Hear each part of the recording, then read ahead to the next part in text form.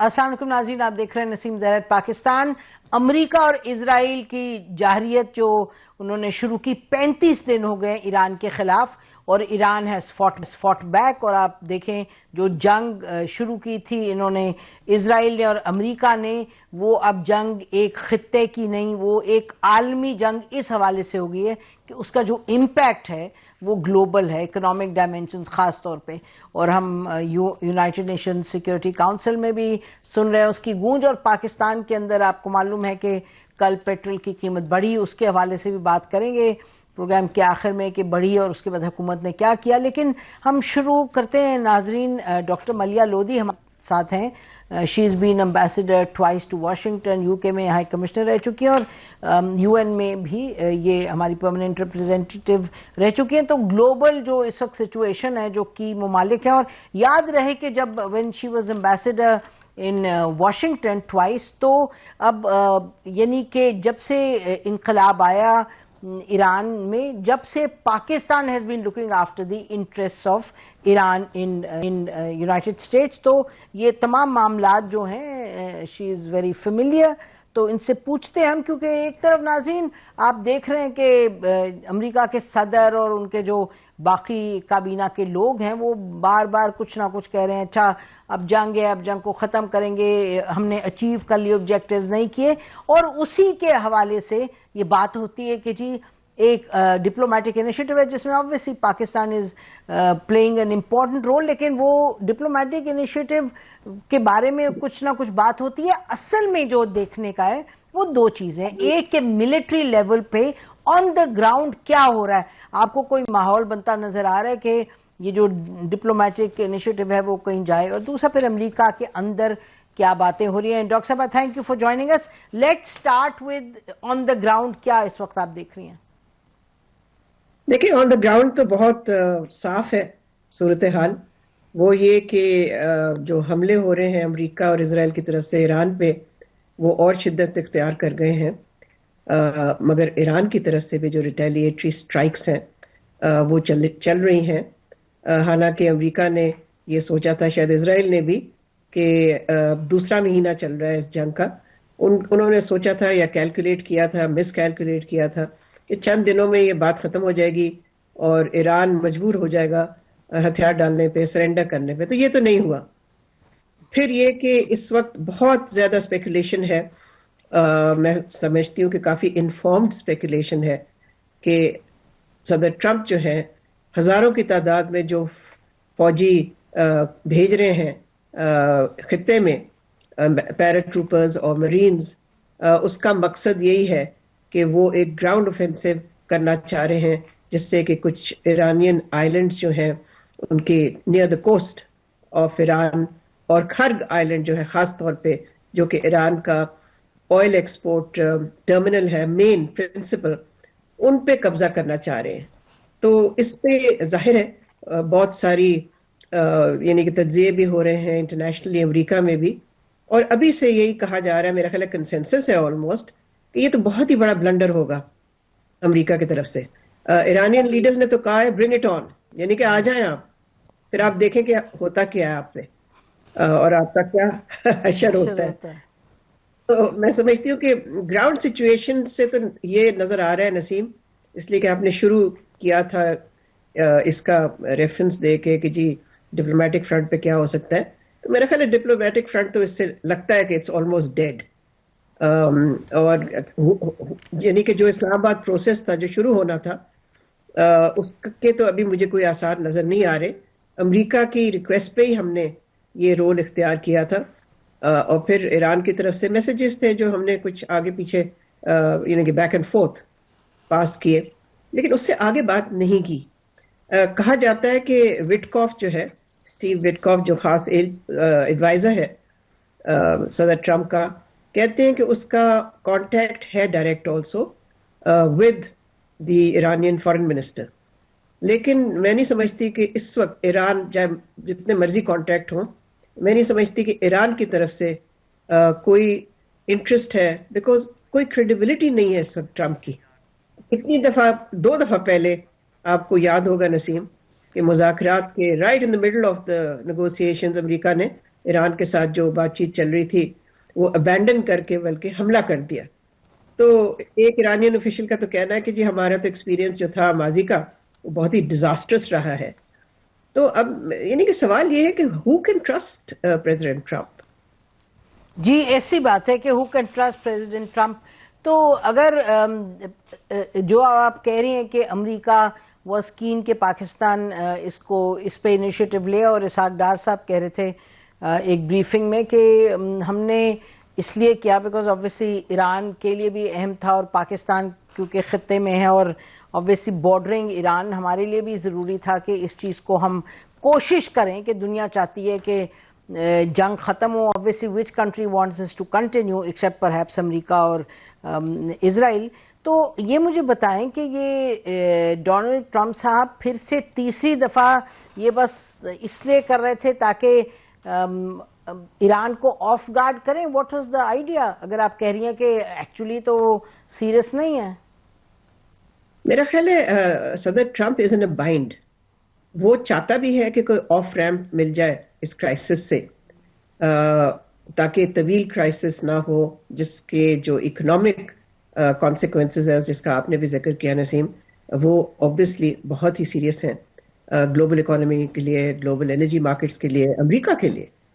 تو ایک طرف سے تو اس کی خواہش لگتا ہے کہ یہ ہے، لیکن دوسری طرف یہ بھی ہے کہ وہ ایسکلیشن چاہتا ہے بیکاز وہ دیکھتا ہے کہ اس وقت اگر وہ جنگ بندی پہ راضی ہو جاتا ہے تو اپر ہینڈ تو ایران کا ہے، اور ایران کا قبضہ ہے اسٹریٹ آف ہرموز پہ. تو اگر اس وقت وہ کرے گا تو ظاہر ہے کہا جائے گا کہ امریکہ کی شکست ہو گئی ہے اور ایران کی فتح ہو گئی ہے.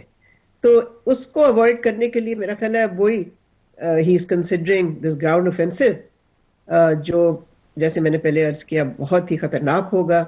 اس سے جنگ وائڈن ہوگی اور ایک بہت ہی ڈینجرس فیز میں داخل ہو جائے گی.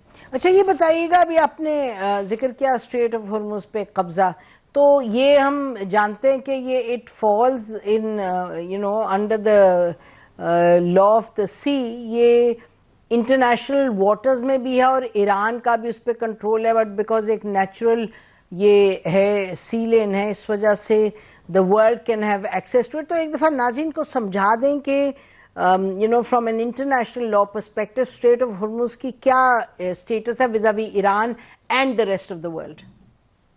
دیکھیں اس وقت تو میرا خیال ہے international law is a little irrelevant. نہیں بٹ پھر بھی what is it technically؟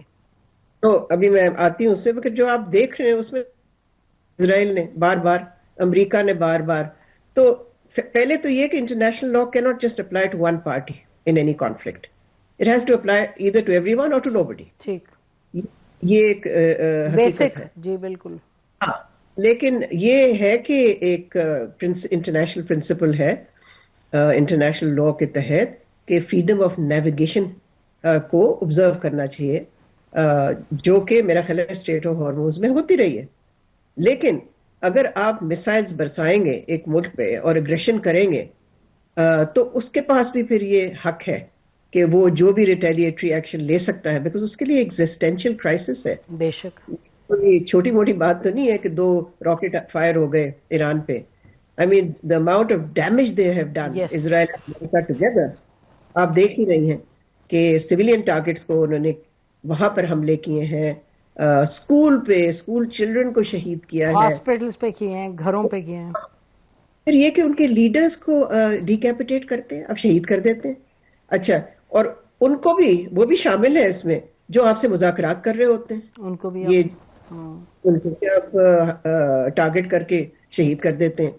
تو یہ کیا پھر آئی مین آلدو یہ ضروری ہے کہ انٹرنیشنل لا کی پابندی ہونی چاہیے، لیکن اس صورتحال میں کیا پابندی ہوگی؟ جی نہیں، I think you are absolutely right. میرا تو کہنے کا مقصد تھا کہ اس کا what is the actual status, تو وہ آپ نے بیان کر دیا. اور جہاں تک آپ کہہ رہی ہیں اسیسینیشن اور جو شہادت ہے ان کے لیڈرشپ کی، یہ تو ڈاکٹر ملیہ نہ جانے کس نہج پہ آ کے کھڑی ہوگی دنیا کے. آپ کو یاد ہے یہ ڈی کلاسیفائی ہوتا تھا 20 سال کے بعد، 30 سال کے بعد، کہ امریکہ نے کیوبا میں فیڈل کاسٹرو کو سگار کے تھرو مارنے کی کوشش کی، یہ کیا، پھر سب کہتے تھے او ہو. اب یہ مار رہے ہیں اور لائیو مار رہے ہیں اور بتا رہے ہیں کہ ہم مار رہے ہیں. I mean, the world is, I don't know, one hellhole in a sense if you see where we are.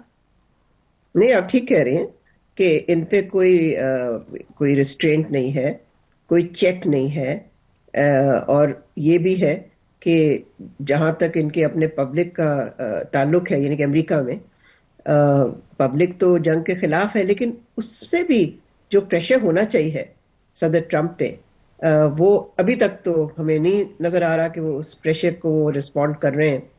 لیکن ظاہر ہے ان کے پوائنٹ آف ویو سے یہ کوئی ان کے لیے پازیٹیو چیز تو نہیں ہے کہ public opinion is so strongly against the war in America. دوسرا یہ کہ ٹرمپ کی اپنی اپروول ریٹنگز جو ہیں they are now plunging to an all time low, largely because of the way he is conducting this war, or not conducting, but largely because he went to war, which is not seen even by his European allies as a legal, it's seen as an illegal war. تو ہم پھر کیا کہیں کہ مطلب جہاں تک ایران کا تعلق ہے تو ایران از obviously fighting back, اور Iran if it's not winning it is certainly not losing. اور جو امریکہ کا ایک پورا امیج ہے سپر پاور وغیرہ کا, وہ تو میرا خیال ہے کہ کافی یعنی کہ زمین دوز ہو گیا, کیونکہ کدھر سپر پاور ہے, اتنی مار کھا رہے ہیں اس کے, جو آج بھی دیکھیے گا آج بھی دے شاٹ ڈاؤن اے پلین, نہ جانے کتنے لوگ مار دیے, کتنی بیسز. تو امریکہ کا جو امیج ہے irreparably ڈیمیج ہوا ہے, آپ کیا کہتی ہیں؟ ہاں بہت ڈیمیج ہوا ہے ان کی, امریکہ کی انٹرنیشنل اسٹینڈنگ, امریکہ کی کریڈیبلٹی, ٹرمپ کی اپنی personal credibility, all of that has been dented very very gravely. لیکن وہی والی بات ہے کہ اس سے لگتا یہ ہے کہ ٹرمپ کسی چیز کی سنتا نہیں ہے, نہ کسی ملک کی سنتا ہے, نہ کسی پرنسپل پہ بلیو کرتا ہے, نہ لا کا پابند ہے.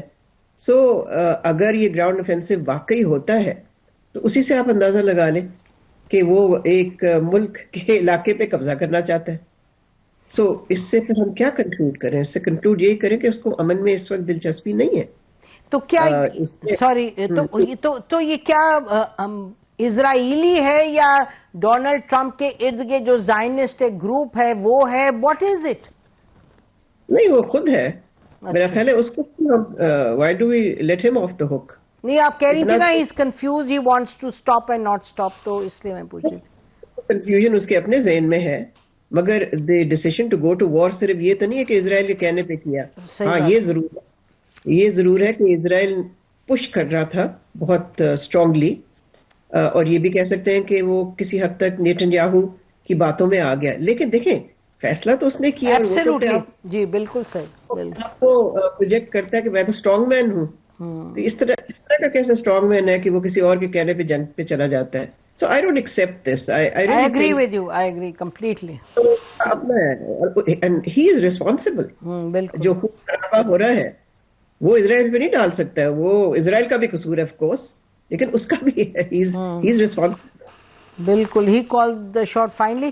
تو اس کا مطلب یہ کہ ایران has confidence کہ اس جنگ کو لڑتے جائیں گے, بٹ وہ اس طرح کا ڈیمیج نہیں ہوگا ان کا کہ کوئی deal be anywhere near defeat, کیونکہ جیسے آپ کہہ رہی ہیں ٹروپس بھی آ سکتے ہیں, جنگ کنٹینیو ہو رہی ہے. یٹ اگر ایران کے پاس جتنا ٹوٹا پوٹا آپشن ہوتا to go to the negotiating table, it is refusing because of what Donald Trump has done twice in the past. تو آپ کو لگ رہا ہے کہ ایران بس اسی پر لگا رہے گا, اسی ٹریک پہ؟ دیکھیں اس میں تو کوئی شبہ نہیں کہ Iran has the upper hand right now in the war. اس کے پاس لیوریج ہے, اس کے پاس لیوریج ہے, because it has control of the Strait of Hormuz. So it has leverage on the world's energy markets, it has leverage on the global economy. بالکل. تو اس حوالے سے تو ظاہر ہے امریکہ has seen that the war has not gone its way. آپ نے یہ دیکھا ہے کہ کل ہی ایک ان کے آرمی چیف کو انہوں نے ہٹا دیا. بالکل. تو یہ جنگ کے دوران جب یہ ہوتا ہے تو یہ کس چیز کی نشاندہی کرتا ہے؟ اگر right in the middle of a war اسی کی کرتا ہے نا کہ جنگ, they don't think the war is going their way. If the war was going their way, why would they sack generals? So ظاہر ہے, look, a protracted conflict is in nobody's interest. اس میں تو کوئی شبے کی بات. لیکن Iran will fight on. It has the capability. It has the capacity. Above all, it has the resilience of its people and the commitment of its people to defend themselves. یہ بہت بڑی چیز ہوتی ہے ایک ملک کے عوام کا جو یکجہتی ہوتی ہے اور ریزیلینس ہوتی ہے. یہ امریکہ میں ہمیشہ یہ کہتی ہوں, historically America has always underestimated the power of nationalism. Underestimated it in Afghanistan, underestimated it in Vietnam. Iraq, ہر جگہ وہ سمجھتے ہیں خود اپنے آپ کو بڑا, وہ کہتے ہیں کہ جی پیٹریوٹزم, ہم تو بہت ہی پیٹریوٹک لوگ ہیں. تو جب اور ملکوں کی پیٹریوٹزم سامنے آتی ہے وہ نہیں سمجھ آتا, ڈائجسٹ نہیں کر سکتے. بالکل ایسے ہی ہے. تو thank you so much doctor Millia Lodhi. ہم تکلیف دیتے رہیں گے کہ آئیں اور آ کے ہمیں بتائیں کہ where are we headed in the next few days, next few weeks. Thank you so much, آپ نے ہمیں جوائن کیا. ناظرین ہم بریک لیتے ہیں, بریک کے بعد واپس آئیں گے. تہران سے ہمارے دوست ہوں گے ڈاکٹر راشد نقوی صاحب, he is an expert international affairs کے. وہ بتائیں گے کہ ایران کے اندر کیا سوچ ہے. ابھی تو آپ امریکہ کے بارے میں سن رہے تھے اور جو اس وقت ملٹری سچویشن ہے اس کے بارے میں. Stay with us. Welcome back ناظرین. اب بات کرتے ہیں کہ ایران میں کیا صورتحال ہے. ہمارے ساتھ اس وقت بین الاقوامی امور کے ایکسپرٹ اور جہاں میڈیا سے اور ان کے وہاں کی یونیورسٹی سے بھی تعلق ہے, ڈاکٹر راشد نقوی صاحب بہت دہائیوں سے ایران میں ہیں اور آج کل خاص طور پہ بڑے غور سے وہ دیکھ رہے ہیں کیا معاملات ہیں. ان سے پوچھتے ہیں آن دا گراؤنڈ کیا سچویشن ہے. ڈاکٹر صاحب بہت شکریہ پروگرام میں آنے کا, اور پہلی دفعہ آنے کا, تو warm welcome to you for joining us. تو یہ بتائیے گا کہ ایک جنگ ہو رہی ہے جہاں ہم بے دریغ دیکھ رہے ہیں کہ امریکہ اور جو اسرائیل کی جارحیت ہے وہ تواتر سے جاری ہے, اور بڑے نقصانات بھی ہو رہے ہیں اور بمباری بھی جاری ہے. ہر قسم کے معاملات کو ہم دیکھ رہے ہیں وہ اس میں گڑبڑ کر رہے ہیں, گھروں پہ, اسکولز پہ, ہاسپٹلز پہ بمباری. تو کیا وہاں لوگ پریشان ہیں, کیا ہے؟ جی بسم اللہ الرحمن الرحیم. بہت شکریہ آپ نے موقع دیا. دیکھیں ایران کے اندر جو ایران کی سوسائٹی کو جنہوں نے رن کیا ہے یا جانتے ہیں ایران کی سوسائٹی کے بارے میں, اس کے اندر ریزسٹنس واقعاً بہت زیادہ ہے. اور یہ آپ اگر 1979 سے لے کے ابھی تک دیکھ لیں تو 47 ایئر انہوں نے مسلسل ایک حالت جنگ میں ہی رہے ہیں. ممکن ہے اس کی صورتیں بدلتی رہی ہیں, مثلا 8-9 سال تو صدام ان پہ جارحیت کرتا رہا ہے, اس کے بعد پھر ہر امریکی صدر نے آ کے جو ہے آل آپشنز آر آن ٹیبل, اور اسرائیل کی دھمکیاں اور امریکی صدور کے الٹے سیدھے بیانات. تو کافی حد تک تو یہ قوم ذہنی طور پہ تو تیار رہتی ہے, اور پہلے بھی تھی اس طرح کی چیزوں کی. لیکن 12 روزہ جو جون کی جنگ تھی, اور جون سے لے کے ابھی 28 فروری کا جو دورانیہ ہے, اس میں ایرانی حکومت, ایرانی ایجوکیشن سسٹم, ایران کی جو سوسائٹی کے جو مؤثر لوگ ہیں یا جو بھی علماء حتیٰ اس میں شامل ہیں, وہ تمام طبقات کے جو عوام پہ اثر انداز ہوتے ہیں, انہوں نے ایک بڑی مشترکہ کوششوں سے ذہنی طور پہ ایرانی قوم کو تیار کیا تھا کہ ایک بڑی اور طویل جنگ ہمیں درپیش ہے, اپنے آپ کو اس کے لیے تیار رکھیں. تو عوام تو اس طرح تیار ہوئے کہ ان کو باقاعدہ اسکول سے لے کے یونیورسٹیز اور ان کے تھنک ٹینک, ان کی میڈیا, یہ سب نے تقریباً ان کو ذہنی طور پہ تیار کر لیا تھا. اور فوجی نقطہ نگاہ سے وہ بھی آپ دیکھ لیں کہ ان کی جو اسٹریٹجی تھی, انہوں نے جو ان کے پاور پوائنٹس تھے انہوں نے ان کو مضبوط کیا, مزید ان کو اسٹرانگ کیا.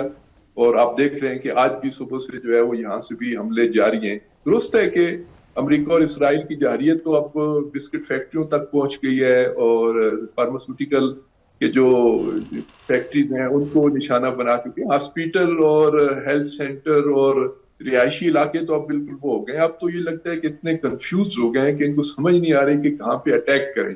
بس ابھی تھوڑی دیر بعد آپ کے پروگرام سے تھوڑی دیر پہلے ایک بہت بڑے جسے کہتے ہیں دھماکے کی مجھے آواز سنائی دی ہے. مجھے لگتا ہے یہاں پہ قریب ہمارے ایک یونیورسٹی ہے, اس کو انہوں نے ٹارگٹ کیا ہے, لیکن ابھی کنفرم نہیں ہے. تو ایرانی قوم چونکہ ذہنی طور پہ تیار تھی, حکومت جسے کہتے ہیں کہ اپنے نظم و اختیارات کہیں یا اپنے عوام کی ضروریات کو پورا کرنے کے لیے اس نے بھی ایک پوری اسٹریٹجی بنائی ہوئی تھی. تو ابھی جس وقت میں ابھی آپ سے بات کر رہا ہوں, یہاں پہ کسی طرح کا کوئی پرابلم نہیں ہے. میں آپ کو ऑन ओथ कह सकता हूं कि जब से ये जंग शुरू हुए 1 मिनट के लिए बिजली नहीं गई मेरे घर में। मेरा घर कोई एक्स्ट्राऑर्डिनरी किसी जो है वो डिप्लोमेटिक एरिया में नहीं है या किसी ऐसी जगह पे नहीं है कि जहां पे बड़े कोई लोग रहते हैं और उनका खास ख्याल रखा जाता हो। एक मुतवस्सित तेहरान का इलाका है, ना बिजली गई, ना पानी का प्रॉब्लम हुआ, ना गैस का प्रेशर कम हुआ, ना मुझे अपने इर्द गिर्द के जो यहाँ के स्टोर्स हैं वहां पे किसी गजाई चीज की या रोजमर्रा के इस्तेमाल की चीज की कमी का एहसास हुआ। बल्कि मैं आपको दिलचस्प, आप तो यहाँ पे तशरीफ ला चुकी हैं, आपको किसी हद तक इस सोसाइटी का शायद इल्म भी हो। कल यहाँ पे डे ऑफ नेचर मनाया गया है और बड़ी दिलचस्प बात है, मुझे नहीं पता मैं ज्यादा लंबी बात ना हो जाए। कल जो है वो ईरानी कल्चर के अंदर जो नौरोज का 13वां दिन होता है, उस दिन ये ईरानी कौम के कल्चर में है कि वो घर में नहीं रुकते। उस दिन उन्होंने सुबह से लेके गरूब तक, गरूब आफ्ताब तक उन्हें खुले आसमान तक रहना होता है। ये उनकी अपनी एक जिसे कहते हैं कल्चर का हिस्सा है। तो आप अगर कल यहाँ पे, मैं कहता हूँ कल अगर सेटेलाइट से अगर यहाँ पे तस्वीर बनाई जाती ईरान की तो उनको सारी साथ नजर आते, बावजूद इसके कि हमलों की नोयत जैसे आपने भी इशारा किया है कि ड्रोन्स भी आ रहे हैं और फाइटर्स भी आ रहे हैं और हर तरह के हमले भी हो रहे हैं, लेकिन ईरानी कौम बड़े सुकून से अपनी रूटीन में उसी तरह। बल्कि बड़ी दिलचस्प बात बताऊं, एक बहुत दिलचस्प, कि कल जो इनके नए रहबर ने बाकायदा शजरकारी की मुहिम जैसे हमारे यहाँ होती है ना, उन्होंने कल अपने पैगाम में कहा कि हर ईरानी जो है वो दरख्त भी लगाए, अपने शहीद के नाम का दरख्त लगाए। और उस कौम को जो है वो मैं पैगाम देता हूँ कि दरख्तों से अपने वतन को आबाद करें। ये कल दरख्त जो है वो शजरदार बनेंगे, फलदार बनेंगे और इस कौम इससे फायदा उठाएगी। तो ये कल्चर है जी, अमूमी अवामी कल्चर तो ये है। हुकूमती उन्वान से आप डायलॉग्स के उन्वान से सुन रहे हैं और उसमें खुद फॉरेन मिनिस्टर के और स्पीकर के आप ट्वीट भी देख रहे हैं, किस तवातुर से वो अपने हर चीज को रेस्पॉन्स दे रहे हैं। लेकिन मैं यहाँ पे एक और जुमला कहता चलूं, मेरी बात ज्यादा लंबी हो गई, कि यहाँ पे परसों एक मुजाहरा था, एक बहुत बड़े शहीद की नमाज जनाजा थी और उसमें लाखों की तादाद में लोग थे। तो मुख्तलिफ तरह के लोगों ने बैनर्स उठाए हुए थे। उसमें एक बैनर पे बड़ी दिलचस्प तहरीर लिखी हुई थी। उसमें लिखा हुआ था कि दुनिया की अक़वाम जंगों से डरती हैं और ईरानी अवाम डायलॉग और मुज़ाकरात से डरती। अच्छा, यानी कि बेईमानी इतनी करते हैं, 2 दफा तो इतना बोगस किया है, तो इस वजह से डरते हैं। जी जी बिल्कुल, ये बड़ा गहरा जुमला उसने अपने उस पे प्ले कार्ड पे लिखा हुआ था।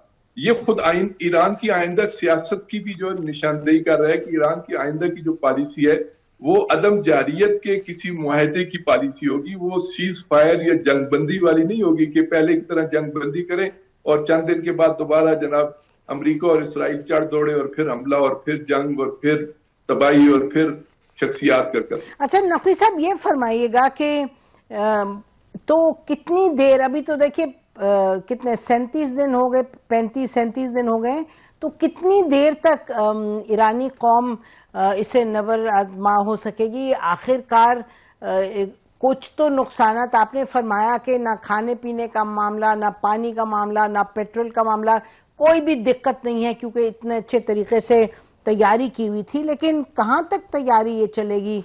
यानी कि अद्वियात हो, खुराक हो, ये तमाम मामलात आखिरकार किसी पॉइंट पे दिक्कत तो पेश होगी। देखिए मैडम, ये तो सारी खुद किफालत पे मुल्क चल रहा है ना। इस पे तो आप, दुनिया ने ऐसी सैंक्शंस लगाई हुई हैं। देखिए यहाँ पे लाइफ सेविंग ड्रग्स भी नहीं आ सकती थी। कोरोना के दौरान हमने देखा कि कोई वैक्सीन तक भी इन्होंने इंटर नहीं होने दी। तो ये मुल्क तो अपने अंदर से सब कुछ तैयार करता है, उसी पे जिंदगी गुजारता है। तो बाहर के अगर राब्ते मुनक़ते भी हो जाएं तो ये अंदर तो अपने तौर पे ये जिंदगी गुजार सकते हैं। दुरुस्त है, जंग के नुकसानात, जंग का खौफ, जंग के जो मनफी असरात होते हैं उससे कोई इनकार नहीं करता। लेकिन चूंकि ज़हनी तौर पे 8-9 साल का तो उनको तजुर्बा है ना जी, जो पहली एज ग्रुप है जो मसलन इस वक्त 60 और 50 और इसी रेंज में है, उन्होंने तो 8-9 साल यहाँ पे देखा और वो बहुत बुरी सूरत हाल थी। इस वक्त तो फिर ये जवाब दे रहे हैं ना। उस वक्त तो सद्दाम के इराकी तैयारे आते थे और इनके पास गुलेले भी नहीं थी, कोई गुलेलों से भी उनका मुकाबला कर सके, कुछ भी नहीं। आते थे जहां चाहते थे हमला कर जाते थे। अब तो F-35 कभी गिरने की पता चलती है, कभी जो MQ-9 की बात होती है, कभी फलां ड्रोन गिरा लिया है, कभी फलां F-16, F-15। तो अब اور پھر جواب بھی دیتے ہیں بڑا بھرپور طریقے سے. تو اس لحاظ سے مراد تو اپ ہے نا. تو مراد جب اپ ہو اور قوم تیار بھی ہو تو لمبی جنگ کی جا سکتی ہے. البتہ جو ان کے فوجی ماہرین تھے وہ میں کہیں پہ تبصرہ سن رہا تھا تو اس میں انہوں نے کہا کہ ہم موجودہ صورتحال کو یعنی اس کیپیسٹی کے ساتھ ہم 6 مہینے تک تو اپنی میزائل ٹیکنالوجی کو لے کے آگے بڑھ سکتے ہیں اور ہمارا پروڈکشن کا سلسلہ بھی پیچھے پیچھے چل رہا ہے اور ہمارے پاس میزائلوں کے شہر آباد ہیں. جی وہ مبالغہ نہیں کر رہا. جی یہ ہم نے سنا, یہ بڑی مستند بات ہے جو آپ نے فرمائی. آخر میں یہ بتا دیجئے گا کہ 2 دن پہلے شاید جو تہران سکوائر میں لوگ جمع ہوئے تھے تو سنا پاکستان کے حوالے سے بہت اچھے الفاظ, بہت اچھے سینٹیمنٹس تھے ان کے. جی وہاں کا میڈیا بھی اس وقت بڑا بھرپور ساتھ دے رہے ہیں. عوام پوری کی پوری ایسے لگتا ہے. میں ایرانی پاکستانی عوام کی نہیں, اس وقت تو آپ اگر ہم سے زیادہ انٹرنیشنل چیزوں کو جانتے ہیں. اس وقت پوری دنیا کے اندر ایران کا نیریٹو چل رہا ہے. اس وقت امریکہ اسرائیل کا نیریٹو قابل قبول نہیں رہا.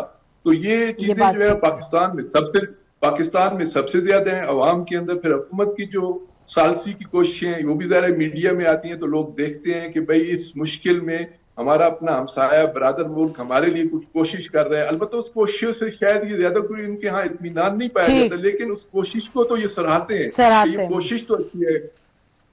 بالکل ٹھیک فرمایا. بہت مہربانی کہ آپ نے اتنی تفصیل میں آ کے بیان کیا کہ وہاں لوگوں کے احساسات کیا ہیں, ان کی ہمت کی داد دینی چاہیے یقینی طور پہ. اور آپ سے ہم پھر بھی رابطہ کریں گے انشاءاللہ, آپ سے بات ہوتی رہے گی. بہت شکریہ ڈاکٹر نقوی صاحب. ناظرین بریک لیتے ہیں, بریک کے بعد پھر ہم آئیں گے. پاکستان میں جو قیمتوں کا لگا بہت بڑا طوفان آ گیا, اس کے بعد ہم نے دیکھا کچھ انیشیٹیوز بھی حکومت نے لیے, اس پہ بات کرتے ہیں. اسٹے ود اس.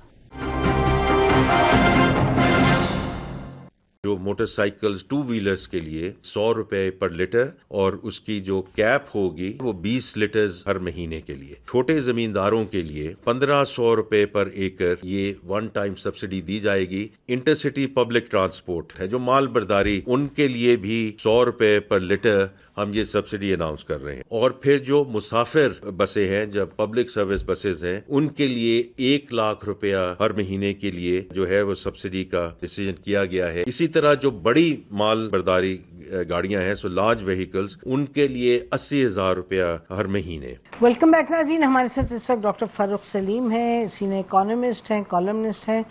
ان سے بات کرتے ہیں اور ان سے پوچھتے ہیں کہ یہ جو اقتصادی ہم دیکھ رہے ہیں امپیکٹ آئے گا پاکستان پہ. آپ نے دیکھا کہ فائنانس منسٹر پیٹرول کی قیمت بڑھائی ہے, کافی بڑھائی ہے, اور اس میں بھی ہم دیکھ رہے تھے کہ پاکستان ان کچھ ممالک میں سے ہیں خطے میں, اور کوئی ملک جو ہمارے پاس چارٹس ہیں ان میں کوئی ملک نہیں ہے ود ان دا ریجن, بنگلہ دیش, انڈیا, سری لنکا وغیرہ, جہاں کی قیمت اتنی بڑی ہو پیٹرول کی جو کہ پاکستان میں بڑھی ہے, پیٹرول کی اور ڈیزل کی. تو اس پہ بھی بات کریں گے, لیکن ڈیزل کی قیمت بڑھنے کے ساتھ اور کافی بڑھی ہے, اس کے ساتھ ساتھ کچھ سبسڈیز کا بھی آپ سن رہے تھے جو منسٹر صاحب ذکر کر رہے ہیں. تو پوچھتے ہیں ہم ڈاکٹر فاروق سلیم صاحب سے کہ how does he see all this. Thank you, welcome to the show. Doctor صاحب ذرا بتائیے گا کہ ایک تو یہ کہ کیا یہ درست ہے کہ Pakistan is one of the few countries جس نے بہت قیمت بڑھائی ہے خطے کے حوالے سے پیٹرول کی؟ جی نسیم, شروع کر لیتے ہیں کہ قیمتوں میں اضافے کا اعلان کیا گیا کل رات کو. جنگ سے پہلے کوئی $70-72 کا بیرل تھا, اب پاکستان میں جو کاسٹ آ رہی ہے وہ کوئی $105-6 فی بیرل کی آ رہی. تو قیمتوں میں اضافہ تو میں سمجھتا ہوں کہ بالکل ناگزیر تھا. یہ ضرور بحث ہو سکتی ہے کہ کتنا اضافہ کرنا مناسب تھا. تو پہلی بات تو یہ ہے کہ قیمتوں میں اضافہ تو حکومت کے کنٹرول میں نہیں ہے. عالمی منڈیاں جو ہیں, ہم 85% اپنا تیل جو ہے وہ تقریباً امپورٹ کرتے ہیں, تو قیمتوں میں اضافہ تو ناگزیر. میں نے پاکستان کی تاریخ میں جب بھی یہ ہماری وزارتیں یا وزراء آ کے اعلان کرتے ہیں اضافے کا, میں نے یہ نہیں سنا کہ اسی اعلان کے اندر ایک ٹیرف, آپ سمجھے کہ ایک ٹارگیٹڈ ریلیف کا بھی اعلان کیا گیا ہو. مجھے یادداشت میں یہ نہیں آتا. تو I would give the government credit, big credit, کہ آپ نے عالمی منڈیوں کے نتیجے میں پاکستان کے اندر قیمتوں میں اضافے کا اعلان کر دیا، اور اس کے ساتھ ہی ان طبقات کے لیے جو کہ کم آمدن والے پاکستانی ہیں ان کے لیے ٹارگیٹڈ ریلیف. اس میں نسیم ایک ڈسٹنکشن جو تفریق ہم نے کرنی ہے، یہ سبسڈی نہیں ہے. پرائز سبسڈی جو ہے وہ نہ پاکستان افورڈ کر سکتا ہے، ہم آئی ایم ایف کے پروگرام میں ہیں، نہ ہم پرائز سبسڈی کا اعلان کر سکتے ہیں. یہ آتا ہے سوشل پروٹیکشن کے جملے میں، جس میں ٹارگیٹڈ قسم کی ریلیف دی جا رہی. یہ موٹر سائیکلسٹ کو جیسے آپ نے سنا 100 روپے فی لیٹر، اگر 20 لیٹر ہے تو آپ سمجھے کہ موٹر سائیکل رائڈر جو ہے اس کو 2000 روپیہ مہینے کا آپ سمجھے کہ ایک ریلیف مل جائے گی. اس میں جو کمزوری ہے وہ یہ ہے کہ اعلان کر دیا گیا ہے لیکن ڈلیوری میکینزم ابھی تک پتہ نہیں کہ یہ ڈلیور کیسے ہوگا. 100 روپیہ اس میں کوئی کرپشن کا ایلیمنٹ تو نہیں گھس جائے گا، اس میں کوئی بلیک مارکیٹنگ کا ایلیمنٹ نہ گھس جائے، اس کی ایڈمنسٹریٹو کاسٹ کیا ہوگی. تو یہ بہت بڑا سوال ہے. اعلان کر دیا گیا ہے لیکن ڈلیوری میکینزم ابھی تک نہیں. لیکن ان سم کیسز جیسے انہوں نے کہا کہ جو بس جو ہے وہ مفت ہوگی، جو پنڈی میرا خیال ہے آئی سی ٹی اور پنجاب نے اناؤنس کیا ہے کہ کہیں کہیں بالکل مفت ہوگی جو پبلک ٹرانسپورٹ ہوگی، تو وہ تو میکینزم نہیں ہے، وہ تو اس کا مطلب کرایہ نہیں لیا جائے گا. سملرلی جو ٹرین کے ریلوے کے جو کرائے بڑھائے تھے وہ بھی واپس لے لیے پرائم منسٹر نے. تو ان سم کیسز میکینزم تو فیرلی اسٹریٹ فارورڈ ہے. جی میرا حوالہ تھا، میں اشارہ کر رہا تھا موٹر سائیکل جی ٹھیک. تو وہ کوئی تقریباً 2 کروڑ 70 لاکھ آپ سمجھ لیجیے، 3 کروڑ اراؤنڈ فگر لے لیجیے جو رجسٹرڈ ہیں پاکستان کے اندر. ٹھیک. اور میں موٹر سائیکل کو آپ سمجھیے کہ ایک پاکستان کی معیشت کی ریڑھ کی ہڈی سمجھتا ہوں. خاص طور پہ جو دیہی معیشت ہے اس میں موٹر سائیکل جو ہے وہ پاکستانی دیہی خاندانوں کا ایک بہت بڑا اثاثہ سمجھا جاتا ہے. ٹھیک. بیج بھی ایک جگہ سے دوسری جگہ جاتے ہیں، اس میں سبزیوں کی بھی منتقلی ہوتی ہے، تو وہ آپ سمجھے کہ ایک ریڑھ کی ہڈی ہے. ان کو کس طرح سبسڈائز کرنا ہے، ان کو کس طرح بچانا ہے، ان کی معیشت کو کس طرح تحفظ دینا ہے، میرے نزدیک یہ سینٹرل رول ہے. اور یہ میں نے دیکھا ہے کہ پاکستان کی حکومت نے جب اضافہ کیا ہے ساتھ ہی ساتھ ایک ٹارگیٹڈ ریلیف کا بھی اعلان کیا ہے. یہ پہلے کبھی نسیم میں نے نہیں کیا. اچھا ٹھیک ہے، یہ تو سو فار سو گڈ. لیکن یہ بتائیے گا کہ یہ جو اتنی انکریز کرنی پڑے، جو آپ صحیح فرما رہے ہیں ناگزیر ہے، یہ کیوں کہا جا رہا ہے کہ پاکستان سب سے زیادہ کر رہا ہے خطے میں اور کسی نے اتنی نہیں کی؟ تو آپ وہ کیسے ایکسپلین کریں گے؟ جی یہ بالکل درست ہے، یہ میں سمجھتا ہوں واجب اعتراض ہے. پاکستان میں تقریباً 72% اضافہ ہم کر رہے ہیں جنگ سے پہلے اور جنگ کے بعد کی فگر کی. ٹھیک. کمبوڈیا میں نے دیکھا ہے کم کلوزسٹ ٹو پاکستان، وہاں 68% ہوا ہے. ویتنام میں 50% ہوا ہے. جو ہمارے ہمسایہ ممالک ہیں ان میں 35-40% سے زیادہ نہیں ہوا. ہمارے ہاں یہ 72% کا اضافہ جو ہے تو ڈائریکشن درست ہے، لیکن یہ باقی ہمسایہ ممالک کے ایکسپلینیشن کیا ہے ڈاکٹر فاروق اس کی؟ What is the explanation? I think اس میں جبکہ عالمی منڈیوں میں قیمت بڑھ رہی تھی، حکومت نے سوچا کہ اس میں ہم کچھ اضافی جو ہے پیٹرولیم لیوی لگا دیں اور کچھ اپنی تجوری بھی بھر لیں.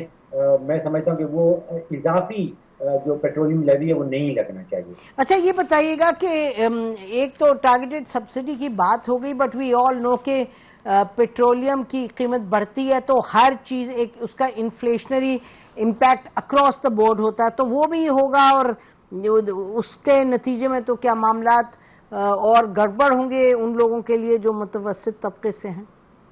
جی بالکل بہت خطرناک امپیکٹ ہوگا. حکومت کلیم کر رہی تھی کہ کچھ سال پہلے جو 30-32% کی شرح تھی مہنگائی کی وہ سنگل ڈیجٹ میں لے آئے. اس میں واقعی کچھ حقیقت بھی تھی، لیکن اب میں سمجھتا ہوں کہ وہ سنگل ڈیجٹ سے دوبارہ ڈبل ڈیجٹ پہ چلی جائے. میرا تخمینہ نسیم یہ ہے کہ 12-13-14% تک پاکستان کی جو مہنگائی ہے وہ شرح وہاں پہنچ سکتی ہے. اور جیسے آپ نے کہا کہ خوراک کی قیمتیں بڑھیں گی، جو بھی تقریباً دنیا ہر every aspect of Pakistani life, بلکہ every aspect of global life جہاں پہ بھی تیل لگتا ہے وہ پھر مہنگائی کی شرح بڑھاتا ہے اور چیزوں کی قیمتیں بڑھتی. لیکن اس میں ایک اچھی خبر یہ ہے کہ جو عالمی منڈیاں ہیں تیل کی فیوچرز کے حوالے ایک فیوچر مارکیٹ چلتی ہے.